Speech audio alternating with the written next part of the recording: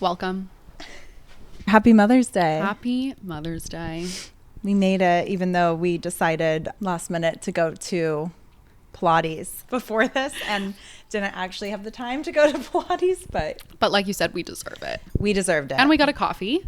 Yeah. So we're caffeinated. We're full of endorphins and we're ready to chat about the village. We decided to have a day for Mother's Day, and instead of wait for our husbands to kind of tell us what they had in store, we were like, this is what we have in store. We are working out, we are recording our podcast, and then we're going out to lunch. We're going to be away for most of the day, which is a nice Mother's Day treat. I used to wait for my husband to plan stuff, but I'm like, why am I sitting here waiting for you to read my mind? So now I just send him an email and I'm like, this is what I'd like for each holiday as they're approaching. Tell them the email you sent. I want peonies. I want the day to myself. I'm going to Pilates. I'm going to record the podcast and I'm going to lunch. And then when the baby takes a nap in the afternoon, I'm going to also take a nap. And then after that, whatever you have planned is fine. That's what I'm doing on Mother's Day. You're on child duty. Sounds heavenly. Yeah. So far, it's been great. And I'm getting my house cleaned. Oh, right now. What a Mother's Day treat. Oh, and I started the morning reading my romance fantasy novel in bed while my husband made my coffee and brought it to me. And then I showered. Oh. I did all of this before Pilates, which was at 8 a.m. I mean, 8 a.m. is midday. So. Yeah, it's midday for us. Taylor and I have gotten into the romance fantasy book world. ACOTAR, Fourth Wing, the whole 9 yards. It's called escapism. Anyways, today we're talking about the village. What is it? Yeah. Everyone always says it takes a village. Where did that come from? It takes a village, but also, as we know, it never really feels like you have the village. So That's what we're going to dive into today. So what is the village? What does that mean? How do you build a modern day village? Because we still need it. We still need it, even though our society is set up differently. And the society is set up differently from back in the day when we were what people would call back then becoming civilized, right?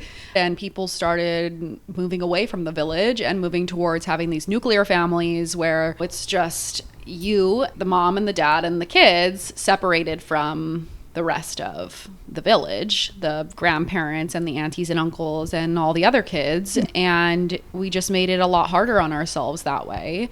It has really made mothering harder. I guess parenting in general, right? I got to give dad some credit, even though it's Mother's Day. But just parenting in general, more difficult, right? We're separated from other people with kids. We don't see people breastfeeding. We're not around parenting. And it just feels like we have to reinvent the wheel every time we have a kid. And it just shouldn't be like that. And it didn't used to be like that. Feels like we've lost generational wisdom. Yes. And it's hard. We both live 6-hour flight away from our parents. Right. This is really normal in our culture. And I'll never forget, my mom flew in for my birth. She was my doula. And I remember the first 2 weeks, I was like, oh my gosh, what are people talking about? This is so easy. This is amazing. I've got someone cooking for me. I feel like she's giving me all this wisdom, reassuring me things are okay, things are normal. Mm-hmm. And then the minute my mom left on a plane back home, I was like, oh my God. This is crazy. Yeah, because cooking and cleaning and looking after a newborn and healing, it's too much for one person to do. And most of the time, the dad has to go back to work if they have any leave at all. Yeah. And then you're just alone. Yeah. And my husband didn't take leave just because he was working for a startup at the time and I had my mom there. But that ended up biting us in the ass because when my mom left and he hadn't taken leave, I was just like, wait a second. I was very lucky he worked from home. So I did kind of make him do contact naps while he was working on his computer and meetings. And he was a trooper with that. But it's just so isolating to feel like you don't have other people around you. Instead, it's just like adult interaction. You need adult. You can't just be Game of Thrones, which was my experience. Right. No. Or Love Island. And everyone... Love Island. My husband was like, all postpartum, he would just hear, I got a text. A new bombshell has entered the villa. I'm like, oh my God, is Kelly's brain okay from watching this when he was fine. my son was 10 weeks old and we were just watching Bravo and he was in the swing and I'm like, whatever, I'm just surviving because life happens and everybody has to go back to their jobs and their normal lives and all that. So basically what we want to talk about is setting up your modern day village so that you don't feel as isolated. And by the way, the first 2 weeks, like that's great to have all that help, but also they're typically real sleepy for the first 2 weeks. So then they're sleeping the whole time. You're like, this is so fine.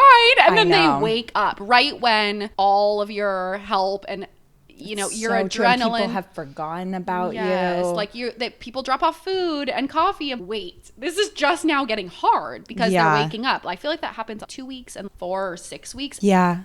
So setting up the village. I wish that I would have spent more time researching support and setting myself up for success postpartum than researching baby gear and baby stuff and buying things and clothes and putting all my energy into that versus putting my energy into researching support. I just didn't know the first time around. So the second time around, I set up a housekeeper to come and help me just occasionally to take something off my plate. I set up therapy to have someone to check in with, an adult to talk to, someone to ask me how I'm doing. My first baby, I had a really tough time breastfeeding, so I set up an IBCLC appointment to have. And all of this stuff you can just do when you're pregnant so that you don't have to think about it when the baby comes. You don't have to do the research. Right. And that would be my biggest piece of advice surrounding the village is set it up while you're pregnant. More support than you think you need, more help than you think you need, not just in the first week, the first 2 weeks. I'm talking 1 month, 2 months, 3 months. Set up appointments to have something to look forward to for yourself and the baby, like the IBCLC, which by the way is an internationally board certified lactation consultant. Have these things set up so that you have support incoming. Yeah, it makes a lot of sense. When I'm hearing you say this, I do realize how unique it was that I had a birth center. It felt a little bit villagey. Yeah. They have an on-site therapist and all of these people that they want you to see before baby comes. So that, okay, I get along with this therapist. And a lot of times people already are seeing one, but if you're not, it is important to get ahead of it and find someone you vibe with and trust and build a rapport with them so that when the time comes, 1 in 5 women suffer from a perinatal mood.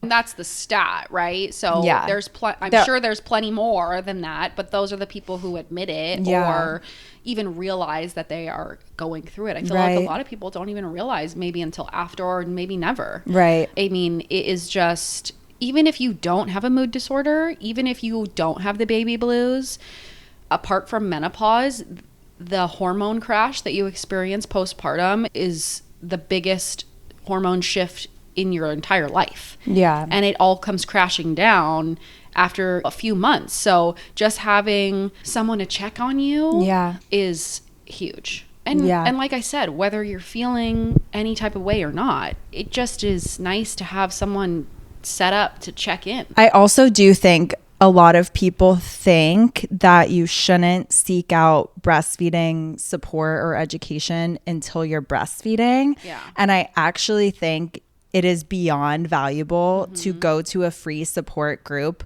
before baby even comes because you'll meet other moms going through it. You'll see other moms breastfeeding, and I'll tell you now, it's not weird to show up pregnant. It's not weird at all. Right. All of them will talk to you, and these free support groups, they're in every city. Sometimes it's not as much as others. I know here in San Diego, there's a bunch. A ton. Right. And but how would you know about it? Because it just doesn't feel like you're in that world yet. Seeing it. Yeah. But if you reach out to a clinic, right? Like the San Diego Breastfeeding Center is something that we have here, or there's a bunch. But just for example, they have free support groups. Even after I had my first, I was like, I don't need a support group, but I totally should have gone to one because how fun to just talk to other moms and adults about what's going on and people who have been through it. Yeah. So if you just shed that like nervous or like ego thing about needing help or wanting help or just wanting to connect with people, and just go and try it and maybe take a friend or whoever. Yeah. Just do it. I wish I would have. I get it though. It's hard. And we talk about this a lot. It's hard to make those connections as an adult. I feel like the older I get, the more self-conscious I am about making decisions like that. I get very comfortable. I have my friends. I have this. I have this. I'm fine. I don't need anything else. I don't need to. I'm fine. I'm fine. I'm fine. I'm fine. Until you're not. I keep repeating that in my head until I'm not. It really is so cool that these groups are out there existing. And I imagine that that is what the village was supposed to be like. All these women are coming together, sitting in a room, figuring it out, just figuring it out. And it's not just breastfeeding, talking about other things going on, right? It's just a safe place where people who are in the same life stage can connect. Yeah. And we know that that makes an incredible difference. Just getting out and talking to people makes a huge difference. Which getting out postpartum is one of the barriers to finding a village, because we are not accustomed to letting people in this vulnerable state. And we're healing, we're bleeding, we're a mess, and we're figuring out how to breastfeed. It's really hard when you have to get yourself in the car, you have to bring baby, you have to go to these places. I remember at about 2 weeks, I was like, okay, I'm gonna attempt to go to a park. The park is 4 minutes away from my house. And I remember just trying to maneuver my shawl and feel okay about breastfeeding at a park. And I was one of those people who was like, I can't wait to do this everywhere and anywhere. Like, fuck people who judge people whose boobs are out in public. I'm feeding my child, like pitchforks out. And I was sitting there so self-conscious and so stressed about just feeding my child. Where does this come from? It comes from the fact that we don't see it. Right. And so it was so hard for me to do. And I was like, am I doing this right? I can't. Well, and you're still at that point, especially, you're still learning how to follow their feeding cues and maneuver everything physically to make it all work. I'm 8 months postpartum now. By this time, I can just throw her on the boob, and whether I'm under a shawl or not, it's all fine and dandy. You just get the hang of it. Yeah. But the first time, you're like, where's my breastfeeding pillow? I need my Stanley full of water. I'm very parched all of a sudden. I need my nipple shields. I have clothes on. I don't know what to do with my clothes. This shawl, the baby doesn't like it. The baby's screaming. I'm sweating. There's just a lot going on. And by the time you're seasoned, none of that stuff stresses you out anymore, but it just takes practice. And so getting out the first few times is really overwhelming. It's so jarring. But practice makes comfortable, I would say. Not perfect. But more comfortable. I still sweat sometimes when I'm out with my kids. It's just hard sometimes, but it's worth it to get out, right? Regardless of if you're at the park or going to an appointment or whatever, get out. I also think about all the time, we're not doing ourselves any favors as women to hide. It's so hard. It's easier said than done. But I kept being like, I want to get out there to normalize this, because women shouldn't have to hide just because they're in this state. It's such a natural stage of life. And I feel like because women don't see it, it's so funny. I was watching, this is such a tangent, but I've been watching Yellowstone 1923. And my husband and I are watching the episode the other night where women were coming over from Europe to America, and this woman got turned away. She came over on the boat and she got turned away. They were sending her back to wherever she came from because she's pregnant. And they were like, sorry, if you can't work, like, we don't want you, and you can't work, you're pregnant. And she's like, women have been working with the baby at the breast for hundreds of years. I just got the chills. But she's like, I can work.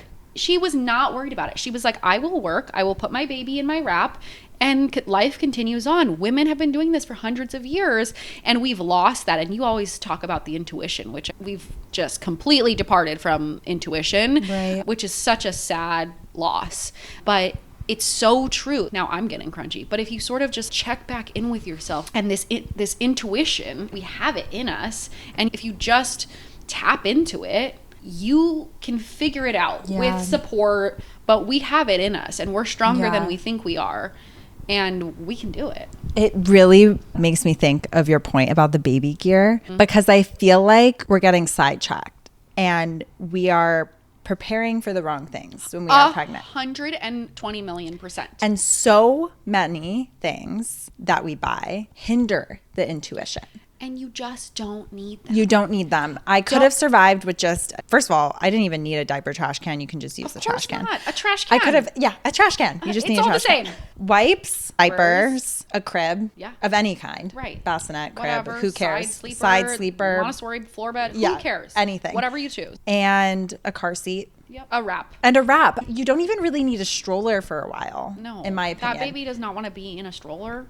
The second time around, strap that baby to me 90% of the time, because you're running after a toddler, and she was just happy as can be in there. That's where they want to be. They want to be on their mama. And you just don't need all the stuff. It's funny. You don't need black and white flashcards for your newborn. I'm sorry, but you don't. Okay. And feel free, you know, like if you feel passionate about it, you're like looking for things to do. I get it. The first time around, I was like looking for things to do. I never did I didn't want to. I never bought them. Yeah, because it's not necessary. And that stuff keeps you inside alone, flashing cards. The second time around, the baby just came with us wherever we were going with my toddler, whatever errands I had to run. The baby is getting stimulation just by being out of the womb. They don't need to be entertained by toys and flashing lights. They're stimulated by you talking, you walking outside, running to the post office. They don't need play gyms and cards and whatever else. You don't need it. Truly. Like, why did I buy so much crap? Yeah. And again, it keeps you at home. And going back to how we can build the modern day village, I met one of my closest mom friends here just by forcing myself to bring Kelly out shopping in the neighborhood. Right. And I was in there and her mother came up to me and was like, you have a baby that's the same age as my baby's baby. And she was like, can I introduce you guys? I was like, sure. We talked for a second and she was like, I feel like you guys should be friends, get each other's numbers. And I just thought in my head, like, I don't know. You never know if you're actually going to like someone or. Sure. And we've been through every single stage together. Right. But our babies are like 4 days apart or something. Anyway, I just think that sometimes it takes a lot of courage to even get out of the house, but just going out and making those connections. Now I have more courage to just go up to people, ask, okay, how old is your baby? Practice makes comfortable. The more you get out, sometimes it goes poorly. Like, I have left the house many times and had a blowout or had a meltdown where the baby won't nurse because she's too distracted. And I'm just like, screw it. I'm out of here. I left my grocery basket and I'm like, we're going home. It's too much. And that is okay. Everybody goes through that. And just knowing that nobody has it all together and everybody has those moments, it's fine. It's not a big deal. It's stressful in the moment, but you'll try again next time and it'll go better. Yeah. No one's judging you. No one's even looking at you. I love this quote that I've heard a lot recently. Your baby's cry is the loudest in the room to you. No one else gives a shit. Right. Some people do, but fuck them.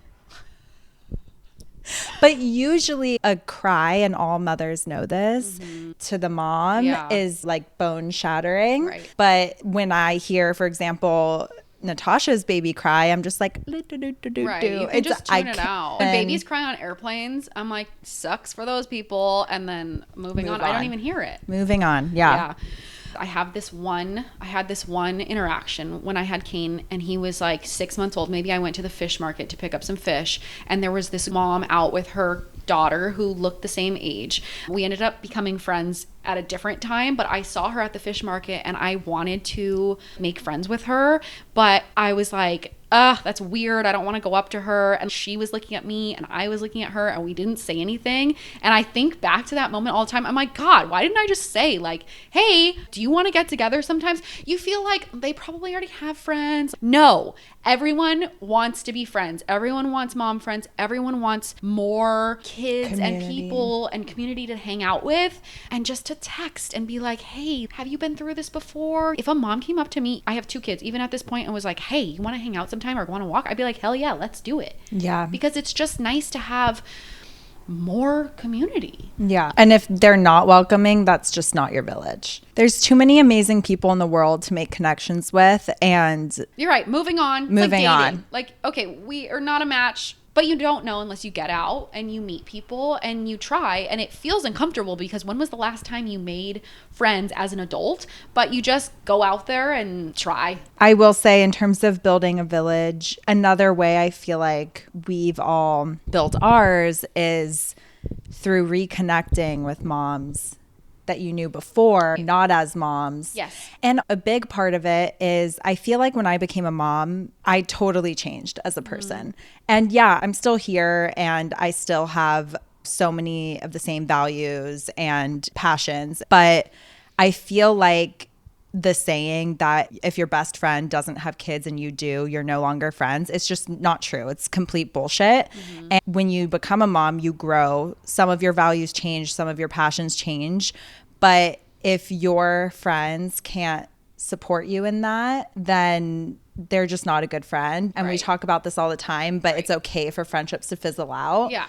It doesn't have to be a whole big thing. It's just like, okay, if you can't be supportive of me or understanding of my situation right now, you don't need to actively say anything about it, but you're like, okay, I'm going to not invest in this friendship right now, and maybe we'll connect at another time, and that's okay. Yeah. And I feel like if our friendship revolved around me being able to go out and drink with you, then that's not a real friendship.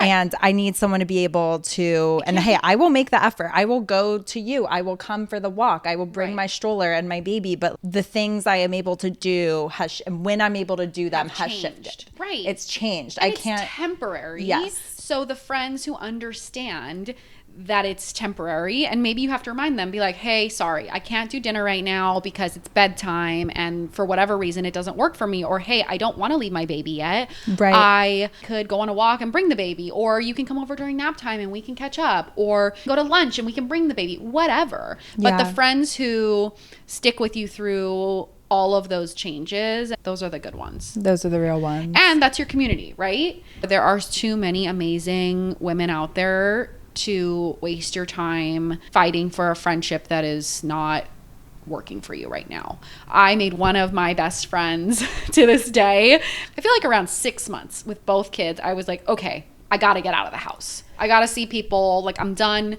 rotting and watching Bravo. I got to get out. I went to tour the YMCA because I heard that they had a bunch of kid related things like a splash pad, whatever. So I was out there and this other mom walking past me. We're walking like this. We're just like looking at each other. It's like we're animals out in the Sahara and we're just like passing each other and you're like, you look like someone that I might like. And so she passes me and she turns around and she goes, hey, this is super weird, but you look normal and our boys look like they're about the same age. Do you want to hang out sometime? And I was like, yes, thank you for asking. I do. And we exchanged phone numbers and we're still really close friends to this day. Shout out Tiffany. It's just stuff like that where I tend to be more shy, or I used to be more shy. And now I'm like, screw it. What's the worst thing that could happen? Like, either they say no, which would be embarrassing, but like, your loss. Or you meet up and nothing comes from it. The stakes are low. My husband can't always take off for me to go visit my parents at home. And like I said, we're 6 hours away from home. And so I'm quite used to bringing my toddler on a 6-hour flight alone. And I feel really proud of that too. Give yourself a little pat on the back. People are like, you are crazy. I'm gonna live my life. And recently I reached out to a friend that I really wanted to reconnect with. I felt like I haven't spent a lot of time with her because she lives in New York. I live here. I have a baby. There's just so many things against us right now. And she's one of my closest friends from college.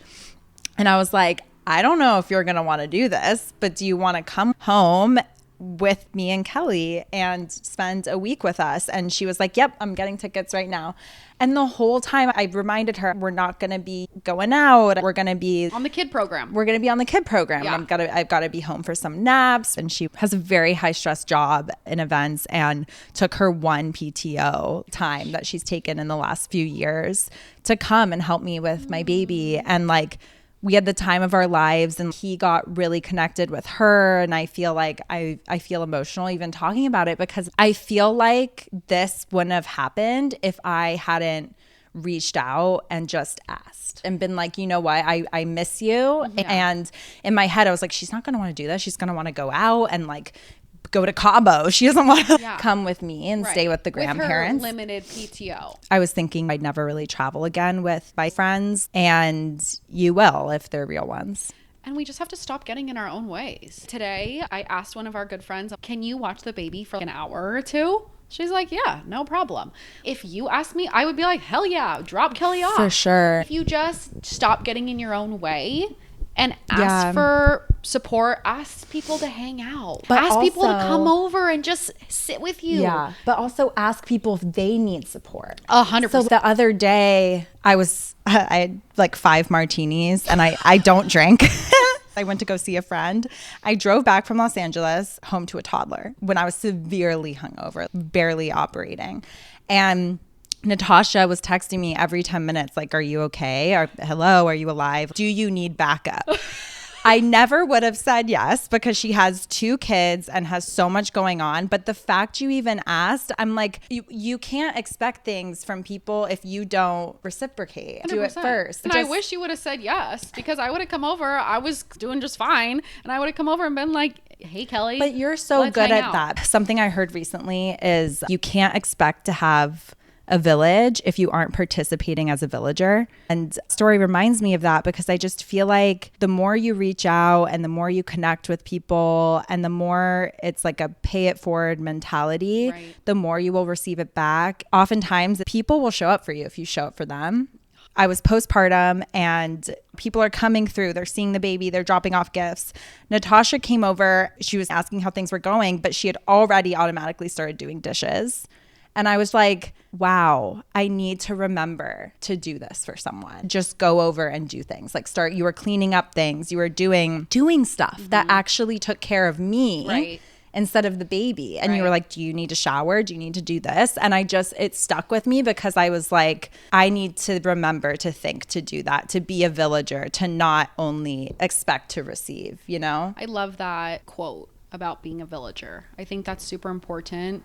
And when you have the capacity to give, you should do it. One of our friends did that for me too. And I remembered it when I was postpartum the first time. She came in and did my dishes and unloaded my dishwasher. And I was like, God, thank you. I just need, that is such a relief to have someone just come over and help with stuff that just piles up. So the village is what you make it and how you participate in it.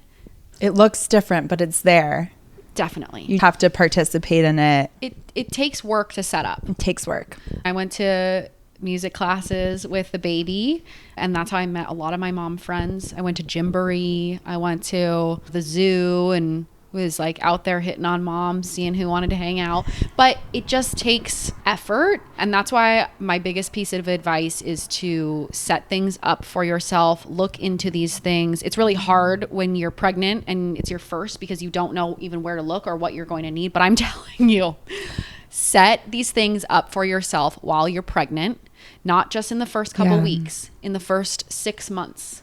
Look into where you can take your baby. Look into where you can meet other moms. Look into breastfeeding support groups that you can go to. Public library programs. Yes, free classes. Where they read the baby's stories. I did that all the time. Every Wednesday, noon. It's just nice to have something set in your schedule that you can look forward to be like, okay, on Wednesday at noon, we go to the library. I get to briefly talk to other moms and maybe meet someone that wants to go grab coffee. We need community, and especially because these days we live so far from family. We live far from... And if you don't live far from family, lucky you. Yeah. But it just is so typical. It is typical. For people in our society to live far away from family. And even if you live close, they're not always that helpful. You got to build your chosen family. Yeah.